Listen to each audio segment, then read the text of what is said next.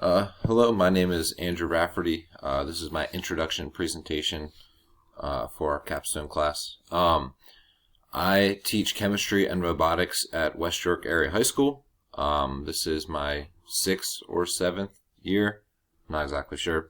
It's also the high school that I graduated from, which is really cool, especially when I started knowing what teachers I could go to for advice. After like 7 years and 15 years since I graduated. Yeah, 15 years. A lot of those teachers are gone. So developing new relationships with new colleagues has really been what the past couple of years have been about.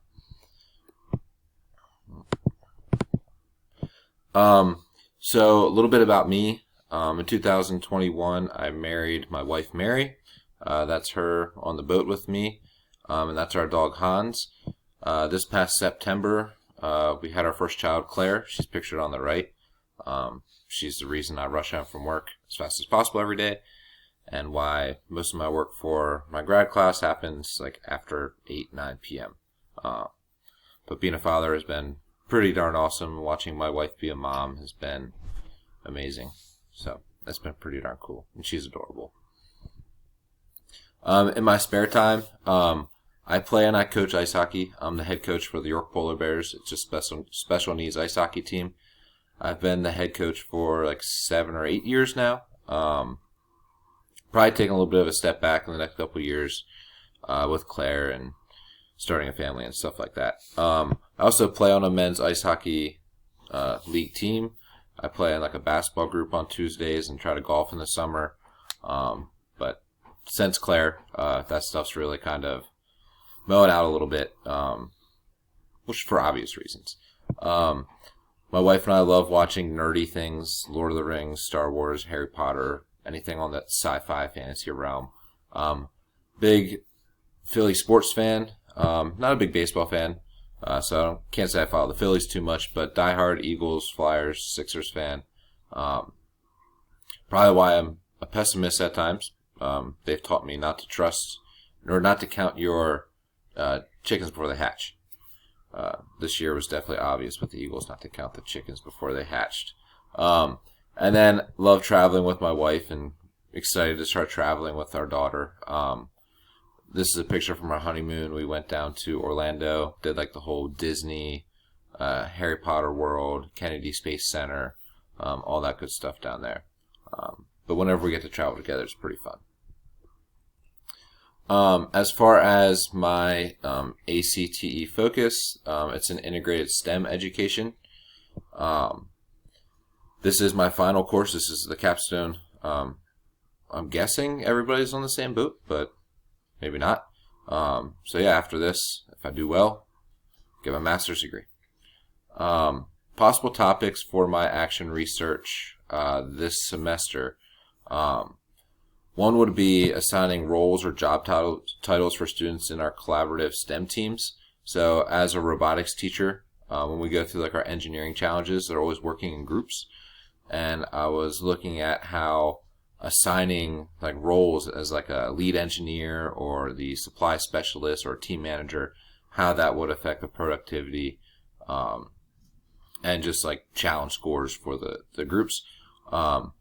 Another thing I was looking at would be a weekly check-in form for students in our project-based learning. So on the same course, my robotics course, the whole second half of it is individual for the students, and they're going through a bunch of coding challenges where they're programming the robot to do certain actions. Our fall semester just ended recently, and I had a large amount of students with a lot of incomplete grades. When they had that opportunity to self-pace themselves, they did not use their time wisely, which resulted in more students than I was comfortable not passing the class. I would talk to them daily, and do check-ins and stuff like that, offer to assist them, but hoping that maybe some sort of structured thing that we can do weekly, like a check-in on what they've done, what they're about to do, might be helpful in terms of them being successful independently. And then last semester in the fall, I read a pretty cool paper about the connection between like student sleep and how that does on academic performance. So I don't think this would really fit based on the description of what our topic should be. But something I'm still interested in learning more about, maybe in the future, would be a correlation between like sleep for students, their cell phone usage. I mean, if you look at some of the screen time for the kids, it's 8, 12 hours of screen time. Attendance with school, and academic performance, and how all four of those kind of correlate with each other. But definitely leaning towards number 2, I think, the most. Maybe number 1. I don't think 3 is going to be much of an option. So for question 1, we were asked to look at the 4 steps of action research, and what step might be most challenging for us. Kind of already gave it away. But I think what's going to be most challenging for me is analyzing and interpreting the data. And the reasons for that would be, first, my bias that I'm bringing to the table. What do I already think the issues are? Will I try to interpret the data in a way that aligns with what I was already thinking? How will I handle if it's different from what I originally thought? So just worried about making sure that I'm doing things correctly. Also worried that lack of sample size. I have 3 different preps this semester, so I don't have large numbers to compare as far as students go. I think as far as robotics students this semester, I have 18. I can compare that with the 36 I had last semester as kind of my control group if we're just doing things the way they were done. But this, like most studies, would probably benefit from having multiple classes over multiple years, having control groups and experimental groups at the same time, right? Kind of really truncating this research down to a small amount of time. And then other confounding variables, like last semester I was dealing with a newborn, right? Now, right, my wife and I are kind of getting the hang of things. It's not as stressful at home, sleeping a little bit better. Hopefully that stays the same. I've had more time to teach the robotics course. So how does that experience come into play? Like maybe I might just be explaining things better, or I have made changes to my assignments on our Canvas page that make it a little bit more clear. Could those be reasons that the students might perform better? Or would it be whatever I'm actually looking at? For my second question, we're looking at obstacles in making action research a part of our daily practices. So major thing for me and our school district is time. We recently changed from a 4-block schedule to a 5-period schedule. So what that came with was teaching an extra period throughout the day, but having 15 minutes less of planning time. It also meant that we lose, I think my coworker calculated out, about 17 class days. So still expected to cover similar amount of content in less class time, and doing all that with less time to plan during the day. Also looking at like the length of the school year, right? I know we're supposed to have 90 school days, and it seems like every school is looking to hit that minimum and not looking to go 200, 210 days. As I just read about in the Nation at Risk report from my last class. Other things that might make this difficult for me personally is with robotics. I'm the only robotics teacher at my school.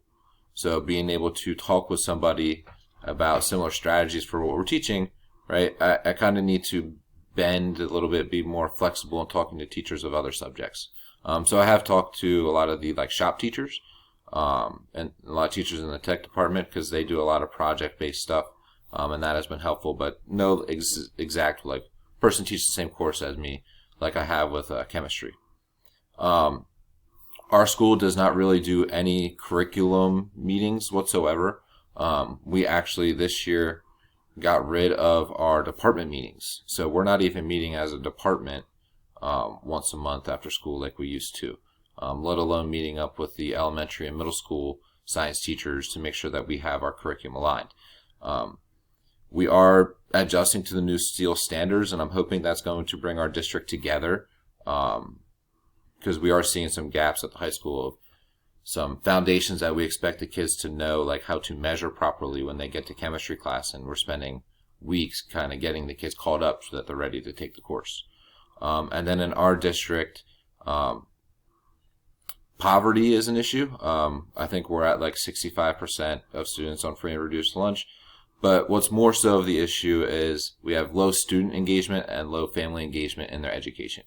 A lot of times when I contact home, whether it's an email or leaving a voicemail, I don't get a response. I'm constantly updating grades in our grade book in a timely manner so that parents can kind of watch and see how the students are performing in the class.